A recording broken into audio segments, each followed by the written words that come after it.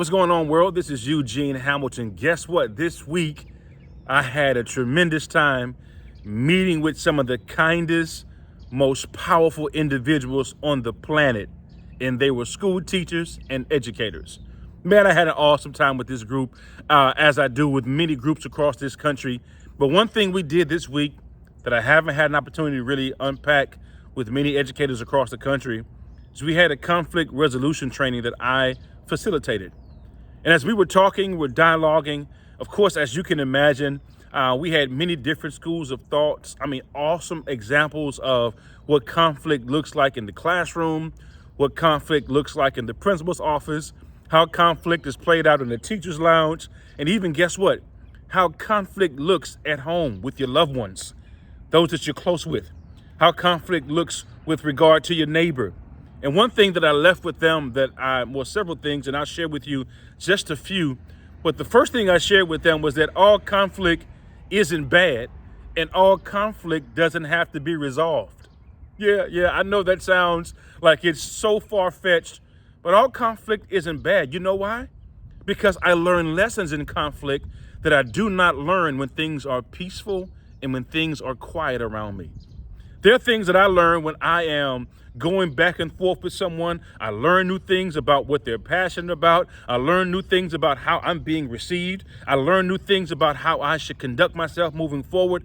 All conflict isn't bad conflict, and we don't have to look at it through those lenses anymore. Also, all conflict won't be resolved. Hello, newsflash, I'm so sorry to inform you that all conflict isn't resolved, but all conflict should leave you with a lesson or two or three sometimes. So I want to encourage you, the next time you are in dialogue, when you are in, as I call it, colorful conversations with individuals where you're going maybe back and forth, having a little bit of tension and conflict, put your brain on record mode. Try to find moments throughout the dialogue that you can just say, hey, let me take a note of this. I see that this person, this individual is passionate about this. Let me see if I can take note and adjust some things the next time, or come back and revisit it. All conflict isn't bad conflict, and all conflict won't be resolved. So you can sleep at night, even if you haven't hugged, even if you haven't said, I love you again, just yet.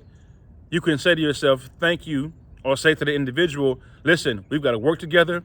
I appreciate you, but thank you for the lessons that you taught me.